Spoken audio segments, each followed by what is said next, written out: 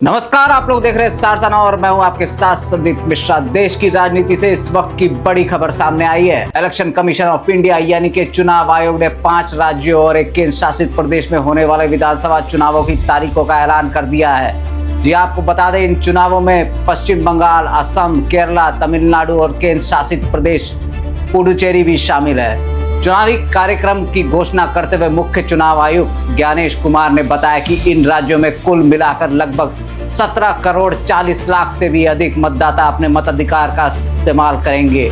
इन 5 राज्यों और एक केंद्र शासित प्रदेश में कुल मिलाकर 824 विधानसभा सीटें के लिए मतदान कराया जाएगा।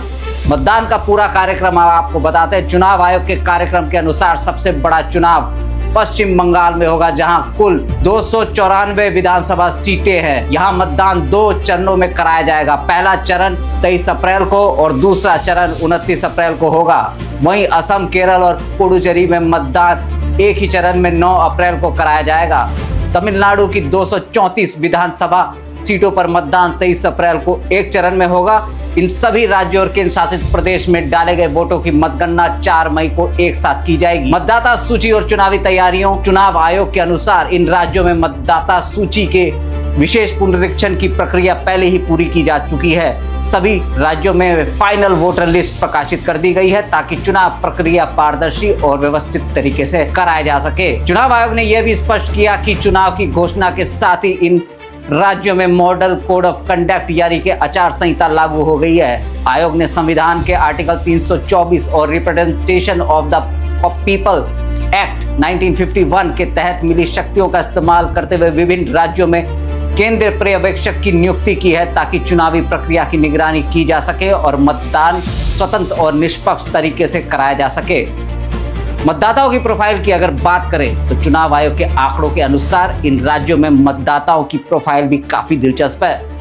आंकड़ों के मुताबिक बड़ी संख्या में युवा मतदाता इन चुनावों में हिस्सा लेने वाले हैं। उदाहरण के तौर पर अगर बात करें तो तमिलनाडु में लगभग 1 करोड़ 5 लाख मतदाता 20 से 29 वर्ष आयु वर्ग के हैं। पश्चिम बंगाल में यह संख्या करीब 1 करोड़ 31 लाख बताई जा रही है। असम में लगभग 66 लाख युवा मतदाता इस आयु वर्ग में आते हैं। वहीं केरल में करीब 45 लाख युवा मतदाता हैं। इसके अलावा इन राज्यों में बड़ी संख्या में पहली बार वोट डालने वाले 18 से 19 वर्ष के मतदाता भी शामिल है, जिनकी संख्या लाखों में है। इसी के साथ 85 वर्ष से अधिक उम्र के वरिष्ठ नागरिक मतदाता, दिव्यांग मतदाता और सेवा मतदाता यानी कि सुरक्षा बलों और सरकारी सेवाओं से जुड़े मतदाताओं की भी उल्लेखनीय संख्या दर्ज की गई है। अब राज्यों में राजनीतिक मुकाबलों की बात करते हैं। अगर राजनीतिक समीकरण की बात करें तो पश्चिम बंगाल में मुख्य मुकाबला सत्ताधारी ऑल इंडिया तृणमूल कांग्रेस और भारतीय जनता पार्टी के बीच माना जा रहा है। मुख्यमंत्री ममता बनर्जी के नेतृत्व में टीएमसी वर्ष 2011 से लगातार सत्ता में है। असम में बीजेपी के नेतृत्व वाले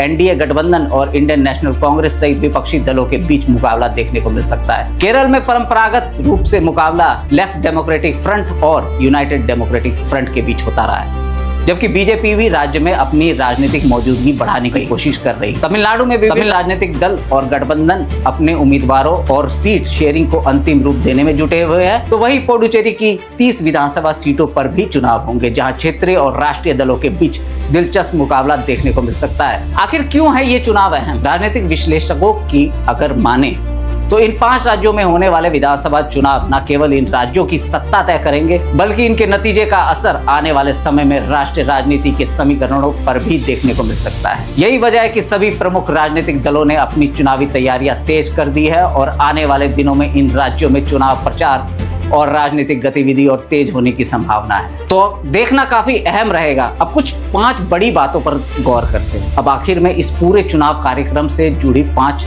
बड़ी बातें समझ लेना भी काफी जरूरी है। पहली बात, इन 5 राज्यों और एक केंद्र शासित प्रदेश में कुल मिलाकर 824 विधानसभा सीटों पर चुनाव होगा, जहां करीब 17 करोड़ 40 लाख से अधिक मतदाता अपने मताधिकार का इस्तेमाल करेंगे। दूसरी बड़ी बात, सबसे बड़ा चुनाव पश्चिम बंगाल में होगा, जहां 294 सीटों के लिए मतदान 2 चरणों में कराया जाएगा।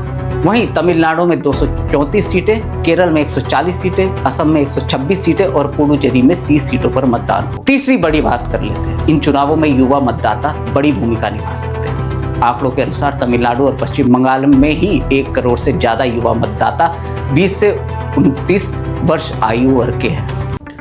चौथी बड़ी बात, इन चुनावों में पहली बार वोट डालने वाले मतदाताओं की संख्या भी लाखों में है, जो कई सीटों पर चुनावी समीकरण बदल सकते हैं। पांचवी और सबसे अहम बात, इन सभी राज्यों में मतदान के बाद 4 मई को एक साथ मतगणना होगी, जिसके बाद ये साफ हो जाएगा कि इन राज्यों में किस दल या गठबंधन को जनता का समर्थन मिला है। तो कुल मिलाकर आने वाले हफ्तों में इन राज्यों में चुनावी सरगर्मियां और तेज होने वाली है। अब नजर रहेगी चुनावी प्रचार, राजनीतिक गठबंधनों और आखिरकार 4 मई को आने वाले चुनाव के नतीजों पर। तो इस वक्त की ये बड़ी खबर आपको बताते हुए बाकी तमाम बड़ी खबरों के लिए बने रहिए हमारे साथ और देखते रहिए सारसा नाउ।